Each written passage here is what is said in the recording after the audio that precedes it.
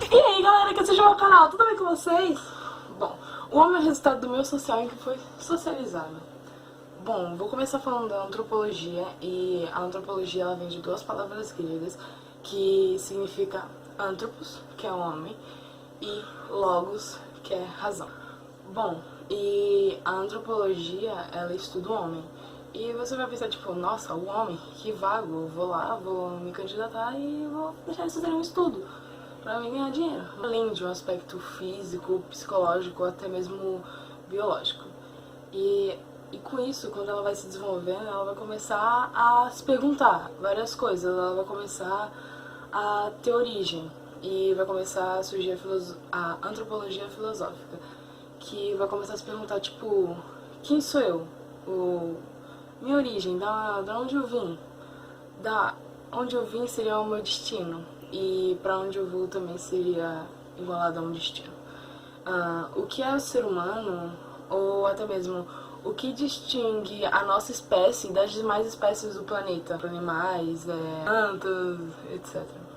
Bom, e em algum momento o ser humano já foi tido uma essência. E teve gente que falou, não, a gente não é uma essência. Não tem nada disso, você tá totalmente errado. Ou teve pessoas que falaram, meu, humano, a gente nem deveria ser estudado, deveria passar reto, vamos seguir em frente, tem outras coisas pra descobrir no mundo. E tem alguns filósofos que foram muito importantes na antropologia, e eu vou citar alguns porque são muitos filósofos, sério. E eu vou citar um dos mais importantes. E um dos primeiros filósofos com que vamos começar vai ser Platão. Bom, o Platão, ele defende a ideia de que o ser humano realmente é uma essência. E, como eu disse, né, teve gente que acreditava que era uma essência, teve gente que não acredita que a gente é uma essência, e assim vai. E ele acredita que para todas as coisas é uma essência, tudo é uma essência. E, bom, ele montou meio que uma mapinha, assim, do ser humano, que é, tipo assim, a nossa cabeça é a nossa parte intelectual e racional. Do nosso tórax, nossa garganta até a nossa bexiga, mais ou menos, seria a nossa parte irracível. E da nossa bexiga para baixo seria a nossa parte rejante. Tipo, é como se a nossa alma fosse feita perfeitamente para a gente. A gente tem a nossa capacidade de estudar, de ser intelectual, assim como ele diz que o nosso cérebro é intelectual, a nossa capacidade de socializar ou fazer gestos com a mão e a nossa capacidade de andar. Então é feito o que é importante para mim. E ele acreditava também que nosso corpo prende a nossa alma. Então a nossa alma não podia se liberar desse jeito. E agora vamos com Aristóteles. Bom, Aristóteles defende que o ser humano é um ser racional, que significa que ele é um ser pensante. E que ele tem corpo e ele tem alma também. E que o animal também é um ser racional. Ele acredita nisso que é porque o homem se agrupa facilmente às outras características. E que só ele se desenvolvendo e vivendo em sociedade ele pode trazer e aprender conhecimento sobre algo diferente, sobre uma cultura diferente ou coisas assim. Bom, o Descartes ele separa a alma e o corpo. Para ele, uma coisa é certa, assim, vamos dizer. Essa parte é um pouquinho complicada. Para ele é assim, ó. Se eu penso, então eu logo existo. Ó, mesmo eu pensando ou estando enganado, eu existo para poder estar enganado, entendeu? É meio confuso, mas é assim. Ó, mesmo que eu esteja sonhando, eu penso que estou tendo essa realidade. Então, para ele, logo o pensamento é a alma de tudo. Então, para Descartes, a alma comanda o corpo. Também temos o Thomas Hobbes, que ele defende que o homem é um ser selvagem e que ele acredita que o ser humano já nasce mal, e é ele que fala a tão famosa frase: o homem é o lobo do homem.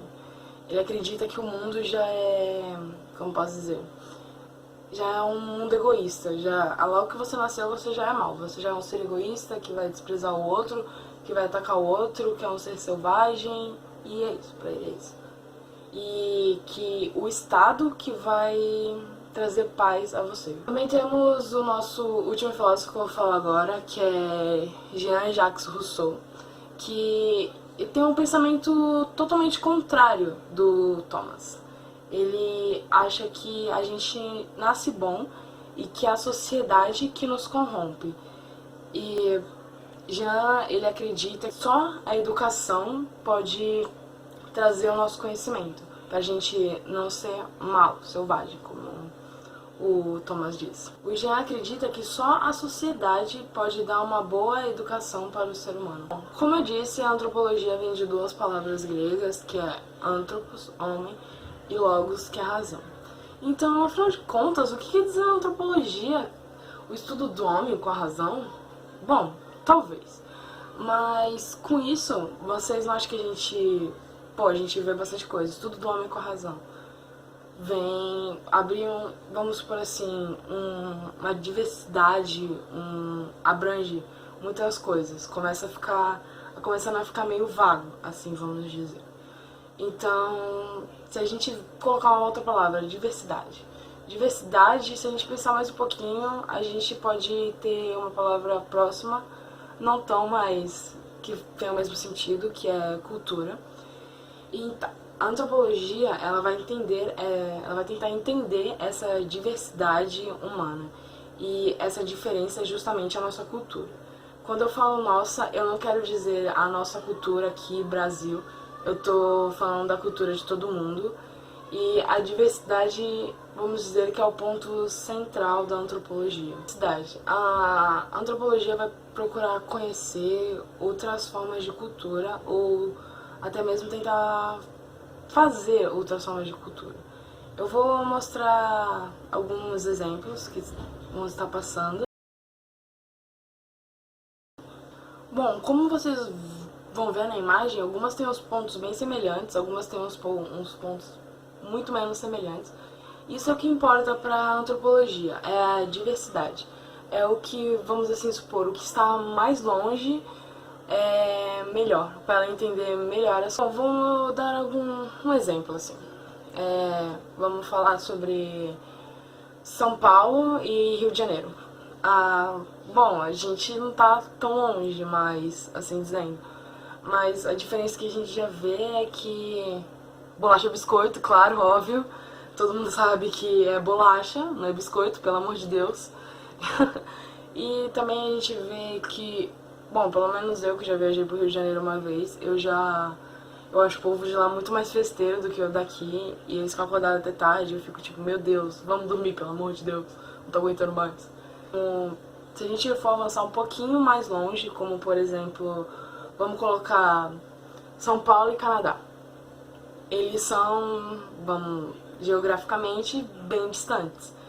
E a gente vê aí o clima é diferente, a gente já percebe logo de cara que o clima daqui e o clima de lá é diferente. As comidas típicas deles, a nossa, totalmente diferente. Se a gente colocar um pouquinho mais longe, vamos lá, São Paulo e Alemanha. Bom, todo mundo já, aposto que já pensou logo no 7-1, talvez, assim, deu chute, não sei. Mas tem várias coisas diferentes. Na Alemanha tem lugares muito lindos, tem as flores lá, mesmo a gente tem uma fauna e uma flora excelente aqui no Brasil, lá também eles têm uma muito boa, né, tão abrangente quanto a nossa, mas a gente também tem o clima temperado e entre outras coisas. A antropologia, o que realmente vai importar, assim, vai ser a distância, a diferença de cultura. Não só a distância também, mas culturalmente falando, assim, uns poucos exemplos que eu dei dos outros, como o clima, a fauna, a flora e comidas típicas, essas coisas é o que vai realmente importar. Bom, eles vão considerar a maneira de... eles vão tentar entender como o outro vive. E eles vão começar a pensar no outro. Bom, agora eu vou mostrar uma imagem uma tribo brasileira que vai mostrar um pouco da diversidade da antropologia. Porque mesmo sendo aqui, assim, né, próximo da gente, é uma coisa totalmente diferente. É uma coisa que, por exemplo, a gente não vê todo dia. Bom, a imagem vai estar aqui. Então, como eu disse, é culturalmente distante do que a gente está acostumado, do que a gente vive no nosso dia a dia. Tipo, a gente não vê esse tipo de imagem todo dia. Bom, para antropologia meio que não interessa como coisas tipo, nossa, você não acha que eles estão muito atrasados nisso, nesse aspecto? Realmente, nossa, eles eram muito atrasados. Totalmente primitivo, você não acha? Com certeza, pensei só eu que tinha reparado nisso. Meu, por que será que eles são selvagens? Bom, e depois dessa mini ceninha aí que eu acabei de mostrar, eles não se interessam meio que nisso, entendeu? Eles querem saber a da hierarquia. Vamos dizer assim, uma palavra um pouquinho mais difícil. Eles vão dar meio que valor daquilo que a gente não dá muito valor. Eles não vão colocar o nosso princípio na frente do deles, entendeu? Eles não vão, tipo, falar, nossa, eles são realmente muito mais importantes, vamos, tchau, essas coisas primitivas, mais desenvolvimento, acabou, não quero mais. Também não quero mais estudar sobre o homem, quer saber? Vou embora. E o que interessa pra eles é dar voz àqueles nativos. E perguntar, nossa, que tipo de valores, quais são os valores que tem essa sua cultura, como eles lidam, como eles nos julgam e como nós julgamos eles também. Bom, e cara, mais do que tentar entender a nós mesmos, é tentar entender o outro, ou os outros, como eu disse, o mundo todo. E todas essas diversidades, tentar entender esse antropos, assim dizendo, tendo uma amplitude da nossa visão e como entender melhor, tipo, tendo uma ideia mais racional, tentando se tornar mais racional.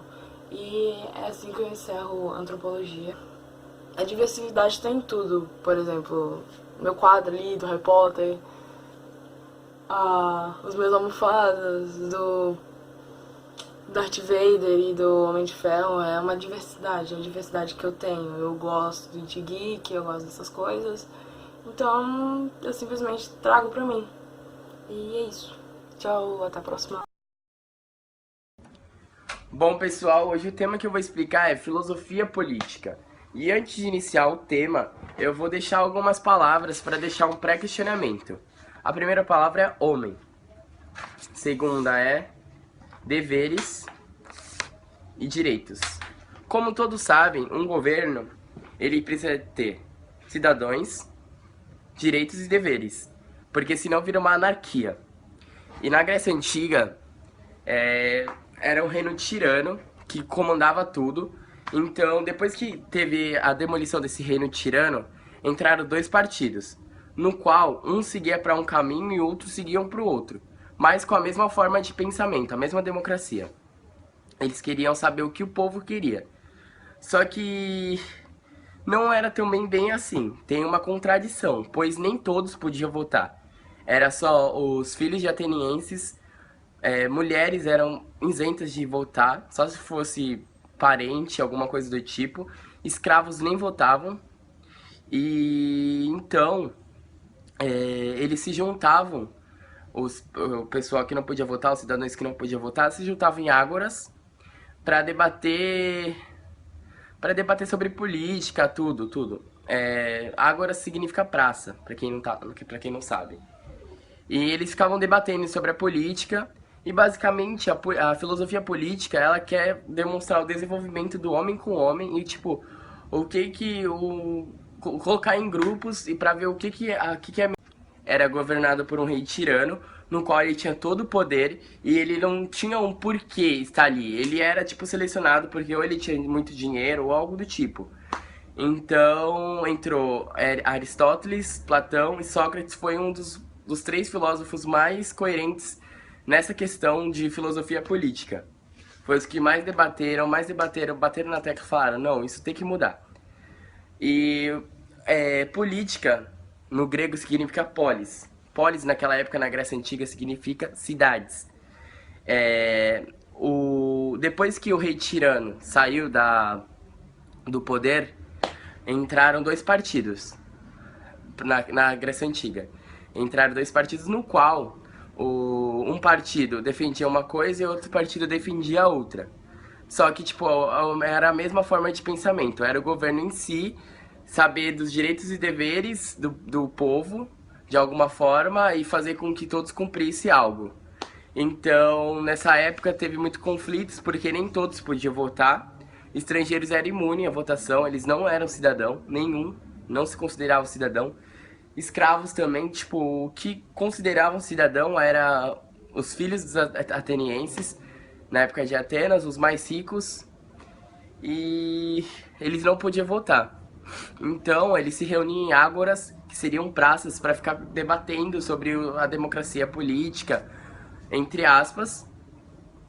Então, para complementar o tema, eu vou falar sobre alguns filósofos, e o primeiro filósofo que eu vou falar vai ser Platão, e com a sua obra A República. Platão defendia que ideia? Que deviam ter três camadas. A primeira camada seria dos lavradores e comerciantes, a segunda camada dos soldados, pelo qual defendiam. Soldados iriam defender os cidadãos.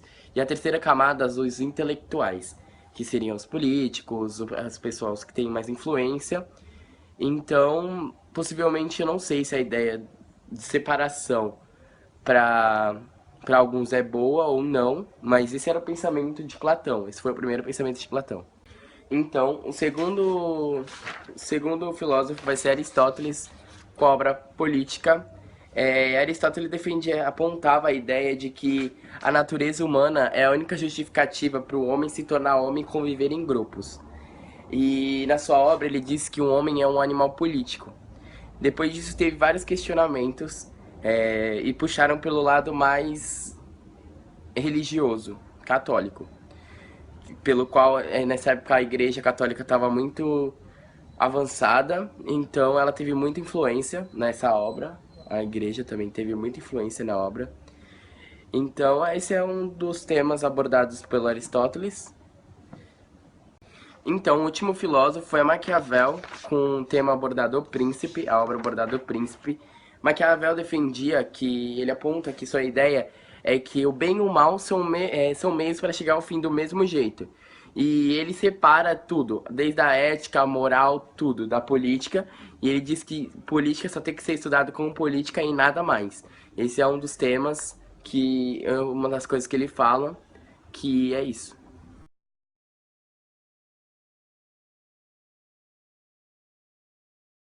Isso de conversa, essa videoaula eu vou informar para vocês o que é filosofia da linguagem. Filosofia da linguagem nada mais nada menos que um ramo da filosofia que estuda a essência da natureza dos fenômenos linguísticos e que todos nós denominamos um tipo de fala, que é a nossa língua nativa. E existem vários tipos da gente se comunicar entre si, que são tanto elas linguagens dramáticas, matemáticas também incluem nisso, gestuais, todo tipo de comunicação entra na filosofia da linguagem, né? Uma língua que seria pra gente o português, quando for falar uma palavra pra você, você simplesmente vai pegar e já vai conseguir deduzir ela e criar na sua mente o que ela é. Exemplo, quando eu falar a palavra árvore pra vocês na sua mente já vão conseguir saber o que é uma árvore e desenhar ela, assim, sem querer na sua cabeça. Agora, se eu falar alguma palavra em inglês e vocês não forem dominantes no inglês, vocês vão ficar em dúvida, vão ficar tipo... E vai ficar... Não vai ser uma coisa, tipo, compreensível para vocês, porque vocês não têm uma dominação exata nesse tipo de língua. Uma palavra em inglês para vocês, claro que alguns vão entender e outros não, mas quem não domina o inglês, espanhol, outros tipos de linguagem também, vai acabar não conseguindo identificar o que aquela palavra quer dizer. Quando eu falei árvore, a pessoa conseguiu imaginar na sua cabeça o que é uma árvore. Agora, se eu falar algum tipo de palavra em inglês, em espanhol, em árabe, qualquer coisa, a pessoa, por não conhecer essa língua, não vai conseguir ter um conhecimento, não vai, como eu falei, não vai conseguir gerar na sua cabeça o que seria aquilo. O exemplo que eu dei da árvore para vocês não é só porque você não domina isso que você não vai conseguir. Pelo fato de, exemplo, linguagens gestuais. Quando você pega, tá vendo a TV e aparece lá o comercial e tem uma mulher lá embaixo tudo, pegando, fazendo um monte de sinais. Se você acaba não entendendo pelo fato de você não conhecer. Não é só por você não conhecer aquela linguagem que você não vai conhecer. Como eu falei no começo do vídeo, existem vários tipos de linguagem. E então, se você não domina, você não vai conseguir entender esse tipo de linguagem. Atual, científica, qualquer tipo de linguagem, se a gente não conhecer, vai acabar ficando sem sentido pra gente. Como exemplo que eu dei da mulher, quando aparece no comercial, ou outros tipos, se você estiver caminhando na praia, ver alguém gesticulando, tudo, você não vai acabar sem sentido pra você. Você sabe, pra que serve aquela moça, né? Que é para as pessoas que não conseguem ouvir. Mas pra você, se você nunca, tentou entender, não estudou aquele tipo de linguagem, aquele tipo de comunicação entre o mudo e aquela pessoa, você vai ficar sem saber o que estão falando. A pessoa pode xingar e você não vai saber, você vai acabar não tendo conhecimento por aquela linguagem. Também um pouco sobre os conjuntos de signo. Os conjuntos de signo, isto é, de sinais, um exemplo que eu posso dar para vocês é o exemplo visual ou sonoro, que indica ou remete a algo distinto deles. Um exemplo é um objeto, uma emoção, uma ideia, de tal maneira que compõe um significado ou sentido na mente daquele que domina esse tipo de um código. Aqui sobre a filosofia da linguagem, eu vou falar também sobre um filósofo. Eu não tenho muita certeza de como falar o nome dele, porque eu sempre, enrolo. É Jean-Jacques Rousseau. Eu espero que eu esteja certa disso. Se vocês podem ver, eu pesquisei nesse livro aqui, ó, Filosofando, que tem na escola. Na página 168 eu vou falar um pouco sobre ele. E pelo que eu entendi, ele fala mais ou menos sobre os homens pré-históricos, que tá aqui na imagem. E o que acontece? Ele pega ele fala sobre o grito da natureza, que na pré-história ele pegou e falou que, como não tinha uma comunicação exata, naquela região eles falavam inglês, na outra região falavam português, eles não tinham uma língua, denominada nessa região. Então, o que ele fala aqui nesse grito da natureza? É que os homens lá da caverna, eles conseguiam se expressar através de gestos e de gritos. Aqui ele pega e fala assim: eles buscavam então sinais ou gestos mais diversificados para expressá-los ou multiplicarem as inflexões de voz. Ou seja, até nessa época, para muitas bolinhas atrás, até a figura da linguagem existia. Como eu falei no comecinho do vídeo, existem várias. Então naquela época, como não tinha uma língua determinada, então os homens da caverna conseguiam se expressar só pelos seus gestos de não sei como eles faziam na época, não tem nem como eu dar um exemplo, mas é só simplesmente os gestos que eles faziam, sei lá, gente. Então é mais ou menos assim o pensamento do Rousseau. Eu acho que é assim que se fala o nome. Então eu espero que vocês tenham entendido e eu tenha conseguido abranger um pouco do conhecimento de vocês sobre a filosofia da linguagem. É isso. Bom dia. Eu vou falar um pouco sobre o antropocentrismo na religião, ou antropologia. O antropocentrismo é denominado aquilo que envolve o homem no mundo, ou seja, o homem é o centro de tudo, e centro das atenções, centro da natureza e etc, etc. Algumas considerações humanas são Algumas considerações humanas dos homens dizem que o antropocentrismo se contrapõe ao teocentrismo. O antropocentrismo é o homem no centro de tudo, e o teocentrismo, o Deus no centro de tudo. O antropocentrismo lembra a ideia do homem intelectual, o egoísta, que só pensa em si e que até as coisas que são até as coisas feitas por Deus, ou seja, as coisas criadas por Deus, como ele é um ser pensante, é o único ser pensante que Deus criou, ou seja, Adão e Eva, ele acha que ele é o centro de tudo. E que até as coisas que são de Deus, que Deus criou, Bíblia, animais e tal, foram ele. E que não há outra saída a não ser o homem. Então, realmente, tudo envolve ele. O universo, todas as coisas têm que ser do homem. Ou seja, o homem, ele criou tudo, ele tem esse poder de ter feito tudo e que até Deus é feito para ele e não ele feito para Deus. E até a natureza se subordina ao homem. Todas as coisas, a natureza, os animais, ou seja, tudo é subordinado ao homem. Tudo tem que ser baseado no homem. Já o teocentrismo, que é Deus no centro de tudo, o homem é atraído pelas doutrinas, né, que são feitas. Ele é atraído pela religião porque ele tem que se agradar com algo, ele tem que se basear em verdades e Deus dá essas verdades para ele. Ou seja, ele precisa de Deus apenas para ter verdades, para se basear em verdades, apoiar, embasar em crenças e doutrinas. Então, isso é uma visão muito egocêntrica, muito egoísta mesmo. E eu vi um trecho legal num site, e ele diz assim: o homem que busca valorizar seu ego, não percebe que há abutres o seguindo, ou seja, que há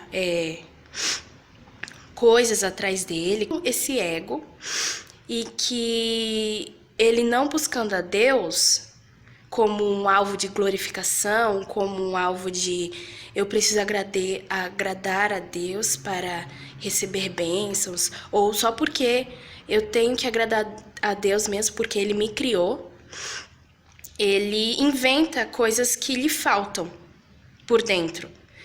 Então ele remete essa imagem de Deus só porque ele precisa de coisas para ajudar ele a viver, a continuar e etc. Então ele se embasa nisso.